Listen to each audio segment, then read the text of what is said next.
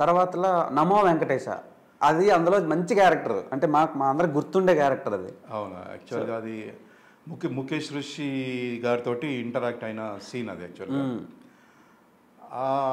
అది మన సూర్య అని కో డైరెక్టర్, ఆయన పిలిపించారనమాట ఏదో సినిమాలు చూసి. అండ్ ఆ క్యారెక్టర్కి ఎలా చెయ్యాలి, నవ్వుకుంటూ మాట్లాడాలి, నవ్వుకుంటూ డైలాగ్ చేయాలి అని చెప్పేసి శ్రీను వైట్ల గారు చెప్పినారు. అది చేశాను అనమాట. యాక్చువల్గా అది క్వారీలో జరిగింది షూటింగ్, 1 డేనే జరిగింది షూటింగ్. అలా అది బాగా వచ్చింది. అది ఆ విధంగా శ్రీను వైట్ల గారితో సెకండ్ మూవీ. అవును, ఫస్ట్ మూవీ ఫస్ట్ నమో వెంకటేశ, దాని తర్వాత దూకుడియా. అది సంక్రాంతికి రిలీజ్ అయింది, ఇది దసరాకి రిలీజ్ అయింది. దసరాకి రిలీజ్ అయింది. అవును. సో నెక్స్ట్ మనకి భీమిలి కబడ్డీ జట్టు, నాని గారిది మంచి ఫామ్లో ఉన్నాడు ఆయన. అప్పుడే కెరియర్ గ్రోత్ అవుతున్నది. యాక్చువల్గా అది తమిళ్ మూవీ రీమేక్ చేసినాను మన దగ్గర. తాతినేని సత్య గారు అనుకుంటా, నేను డైరెక్టర్. తాతినేని సత్య గారు డైరెక్టర్. దానికి ఎవరో కో డైరెక్టర్, ఎవరో అసిస్టెంట్ డైరెక్టర్ పిలిపించారు నన్ను. పిలిపించి సార్ ఇతను సో అండ్ సో అని చెప్పేసి ఇంట్రడ్యూస్ చేసినాడు. రమణ అనుకుంటా నాకు తెలిసి అసిస్టెంట్ డైరెక్టర్. సో అతను పిలిపించారు.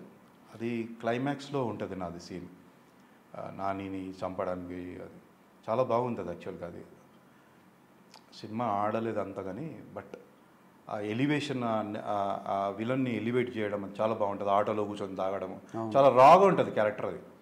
అలాగనే విలేజ్లలో రౌడీస్ అట్లా ఉంటారు, ఆటోలో కూర్చొని వాడిని చూసి మందాగి అని వేద్దాం రా అని చెప్పేసి వెళ్తాడు. బాగుంటుంది అది. హైలైటింగ్ ఏంటంటే మీరు పక్కా హైదరాబాదీ, కానీ ఆ క్యారెక్టర్లో ఆ ఊరోళ్ళలాగే కనిపించారు. అంటే మీరు వెనకతల ఎలాంటి వర్క్ షాప్స్ చేశారో మనకు తెలియదు కానీ. నాది థియేటర్ అండి. యాక్చువల్గా నేను ట్రైన్డ్ యాక్టర్ని అండ్ డ్రామాలు చేశాను. నేను దీక్షితులు గారి దగ్గర ట్రైన్ అయ్యాను. అక్కినేని ఇన్స్టిట్యూట్ అని అప్పుడు ఉండేది ఒక ఇన్స్టిట్యూట్. ఎన్నాళ్ళు మీరు థియేటర్ ఆర్ట్స్ చేశారు? యాక్చువల్గా నా కోర్సు పార్ట్ టైం కోర్స్ అనమాట. నైట్లో, ఈవినింగ్.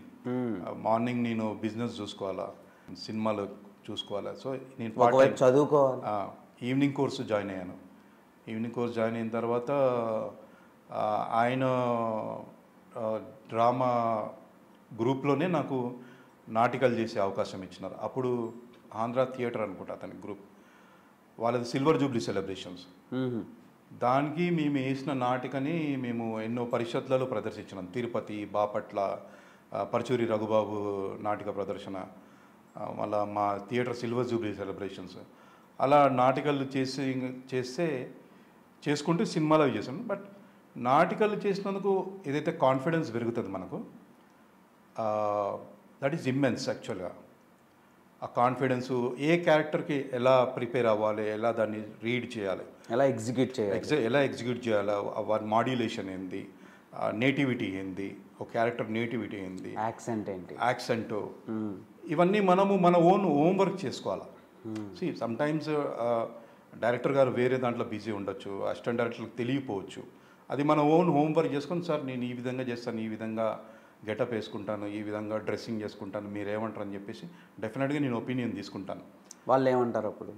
కొందరు నచ్చితే ఓకే అంటారు, లేకుండా వద్దంటారు. Okay, but I have to follow them.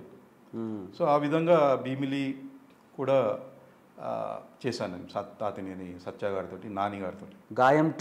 గాయం టూ ప్రవీణ్ శ్రీ గారు సేమ్ ఆయన ఆఫీస్కి వెళ్ళి అప్రోచ్ అయ్యాను. అప్పుడు నాకు లాంగ్ హెయిర్ ఉండేది. సో చిన్న క్యారెక్టర్ అది ఇచ్చినారు అందులో. అది మనము అప్పుడు సుభాష్ థియేటర్ ఉండేది, ఆర్టిస్ట్ 6 రోడ్, అందులో జరిగింది షూటింగ్. మీకు వింత ఏంటంటే చెప్తాను, ఆ థియేటర్ క్లోజ్ అయ్యి ఆల్మోస్ట్ 1 year అయిపోయింది. ఆ థియేటర్లో టాయిలెట్లో చేసినాం షూటింగ్. అంటే జగపతి బాబు వచ్చి నన్ను చంపేస్తాడు. ఆ థియేటర్ టాయిలెట్లో చేసాం షూటింగ్. అంటే ఎలా అనిపించింది సినిమా? ఎలా ఉంటుందంటే కొన్ని రియలిస్టిక్ ప్లేస్లలో మేము షూటింగ్ చేస్తాం. అది టాయిలెట్ ఉండనివ్వండి, మురికి కాలువ ఉండనివ్వండి, ఆర్ ఎనీ పాష్ పబ్ ఉండనివ్వండి, but we have to do. చేశాను నేను అది. చాలా అంటే కొన్ని మనకి ఎంబారసింగ్గా అనిపించినా ఇంకా తప్పదు. ఇంకా మీరు ప్రేమ, ప్యాషన్ అన్నప్పుడు మీరు ఇవన్నీ ఆలోచించొద్దు. ఓకే, నెక్స్ట్ చెప్పబోయే 4 సినిమాలు మీ లైఫ్ని ఇలా టర్న్ చేసాయి అని నేను అనుకుంటున్నాను. అంటే ఇవి చాలా కమర్షియల్గా వర్కౌట్ అయినాయి సినిమాలు బిగ్ స్క్రీన్లో. మిరపకాయ, దూకుడు, జులై, బాద్షా. సో ఈ 4 సినిమాల్లో మీకు బాగా పేరు తీసుకొచ్చిన సినిమా జులై అని చెప్పారు మీరు ముందు. బాగా డబ్బులు తెచ్చిన సినిమా ఏంటి? బాద్షా 2 days చేశాను. మిరపకాయ, దూకుడు అండ్ ఇంకోటి ఏమన్నారు, జులై. మిరపకాయ ఇచ్చింది బాగా డబ్బులు బాగా ఇచ్చింది. ఓకే. హరీష్ శంకర్ గారితో వర్కింగ్ ఎక్స్పీరియన్స్ ఎలా ఉంది? Harish Shankar is like friend. అతను చూడంగానే ఓకే నువ్వు ఈ క్యారెక్టర్ చేస్తున్నావు అనేసినాడు అన్న. నన్ను నా గెటప్, నా ఆకారం చూసి చెప్పాను కదా, సారాయి వీర్రాజుకు ప్రిపేర్ అయ్యాను నేనంతా. అది షూటింగ్ అయిపోయిన ఎంబడే అదే గెటప్ తోటి బుజ్జి అనుకుంటా కో-డైరెక్టర్, అతను నాకు ఏదో ఆఫీస్లో చూసి నువ్వు ఇక్కడ ఆఫీస్కి రా, హరీష్ శంకర్ గారిది ఒకటి జరుగుతుంది అని చెప్పేసి అతను తీసుకొని వచ్చి చూడగానే ఓకే సరే నువ్వు ఈ రోల్ చేద్దులి అని చెప్పేసి అన్నాడు. అది ఎల్లో ఫ్లవర్స్ అనుకుంటా, వాళ్ళు yellow flowers pictures producer first movie అది మూవీ పెద్ద హిట్ అయింది.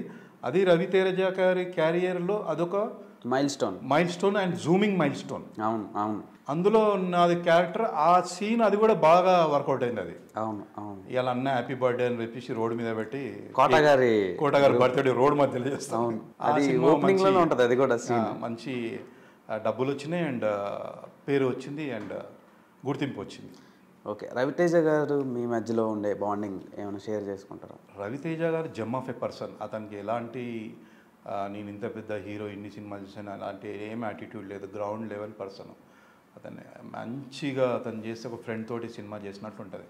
రవితేజ గారితో నేను సెకండ్ మూవీ టచ్ చేసి చూడు, విక్కీ దానికి డైరెక్టర్, అందులో ఒక చిన్న సీన్ చేశాను. రాశికన్నా కదా హీరోయిన్? రాశికన్నా హీరోయిన్. అంతే. అతను నా బ్రదరు సినిమాలో ఎలా ఉంటుందంటే, నా బ్రదరు కమిషనర్ అమ్మాయిని కిడ్నాప్ చేస్తే వాడు రిలీజ్ చేయాలని చెప్పేసి షరతు పెడితే రవితేజ గారు నన్ను తీసుకొని వస్తే ఆ జీప్లో ఇంటరాక్షన్ మా ఇద్దరిది.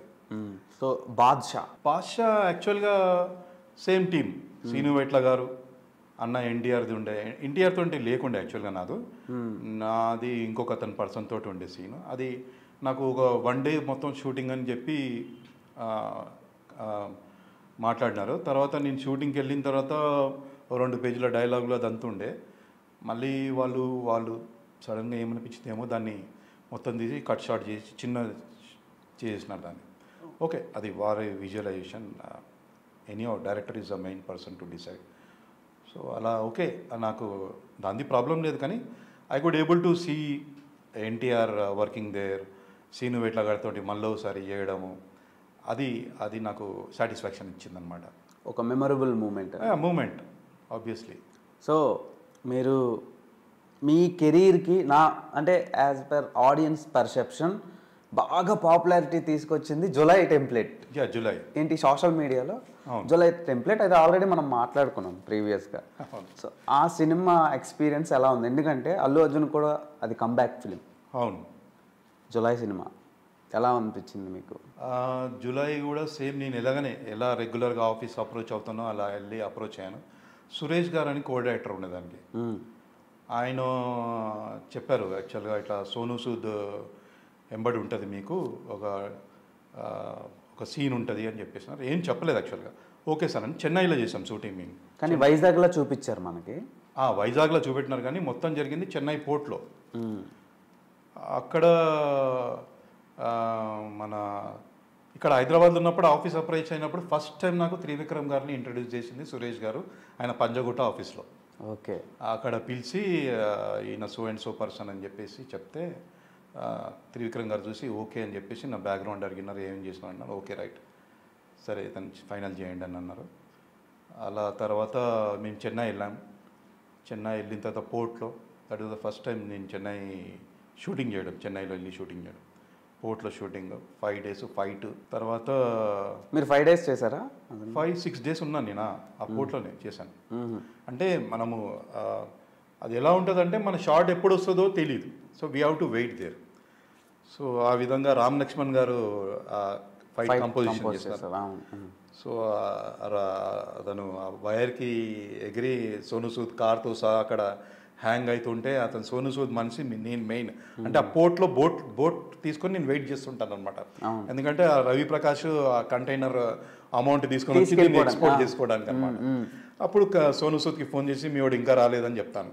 ఫోన్ చేసి. అదంతా జరిగిన తర్వాత కార్ అక్కడ పైన వెళ్ళి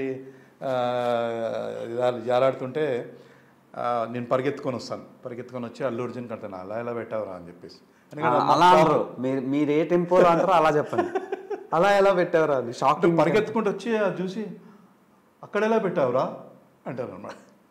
అసలు అది చేసాము, తర్వాత అతను కొడతాడు, నేను వెళ్ళి ఆ సినిమాని నేను ఫస్ట్ టైం రోప్ షాట్ చేశాను. నేను వెళ్ళి కార్కి గుద్దుకుంటాను, మళ్ళీ పడతాను, చాలా ఉంటాయి. అదంతా తతంగా ఉంది అన్నమాట పెద్దది. తర్వాత అయిపోయింది, సినిమా అయిపోయింది. ఒక 1 year తర్వాత మీమ్స్ రావడం స్టార్ట్ అయింది. అరే నేను షాక్, ఇదొకటి చేసినాడు. ఫేస్బుక్ లో వచ్చినాయి ఫస్ట్ ఫేస్బుక్ లో వచ్చేది. సేమ్ ఎక్స్ప్రెషన్ ని హిందీ వాళ్ళు వాడుకున్నారు, ఇక్కడ తమిళ్ వాళ్ళు వాడుకున్నారు, మొత్తం ఇండియన్ ఆల్ ఇండస్ట్రీలు వాడుకున్నారు. రీసెంట్గా వచ్చిన మన తెలంగాణలో ఫ్రీ బస్ ఉన్నప్పుడు కూడా జరిగిన తతంగానికి అంతా కూడా నా మీమును పెట్టి వాడుకున్నారు. అలా ఎలా ఇచ్చారు అలా అంటే ఫ్రీ బస్ అనగానే జనాలు ఎగబడతారు కదా, ఎక్కడ పడితే అక్కడ జొర్రి కూర్చుంటున్నారు. అదే రకరకాలుగా వాడతారు. సిచ్యువేషన్స్, ఏ సిచ్యువేషన్స్ కైనా అది కనెక్ట్ అయిపోతుంది. అది టెంప్లెట్ అంటే ఆ ఎక్స్ప్రెషన్, ఆ డైలాగు, ఆ చూడడం ఇట్లా. అది ఈవెన్ క్రికెట్లో కూడా ఐపీఎల్లో తక్కువ బాల్లో సెంచరీ చేసిన దానికి కూడా అతని హీరో ఆ బ్యాట్స్మెన్ ఫోటో పెట్టేసి అలా ఎలా తర్వాత ఎవరో 5 అమ్మాయిలు ఒకరిని రేప్ చేస్తే అలా ఎలా చేశారా. ఇంకో హైలైట్ ఏంది తెలుసా, పంజాబ్లో రాజస్థాన్లో ఒక టోల్ గేట్ పెట్టినారు. అవును, దాన్ని కూడా వాడుకున్నారు. ఒక డూప్లికేట్ టోల్ గేట్ పెట్టి కోట్ల రూపాయలు స్కామ్ చేసినారు. అలా ఎలా పెట్టారు. అదే ప్రతి సర్ప్రైజ్ ఎనీ వింత జరిగినప్పుడు మీరు ఆటోమేటిక్ వచ్చేస్తారు. నన్ను వాడేసుకున్నారు అనమాట. సో అది మీకు హెల్ప్ అయిందా, మైనస్ అయిందా? దానివల్ల మీకు ఏమైనా ఆఫర్లు వచ్చినాయా? దానివల్ల ఆఫర్స్ రావు. మీమ్స్ తోటి ఎవరు వస్తారండి ఆఫర్స్? అంటే రికగ్నిషన్ వచ్చింది. యాక్చువల్గా రికగ్నిషన్ వస్తే ఓకే ఫైన్. నేను అనుకునే రికగ్నిషన్, దేవుడు నాకు ఈ విధంగా రికగ్నిషన్ ఇచ్చిందని అనుకోని నేను సంతోషపడతాను. ఇప్పుడు నేను అనుకున్న రికగ్నిషన్ ఇప్పుడు మొదలవుతుంది, మొదలైంది.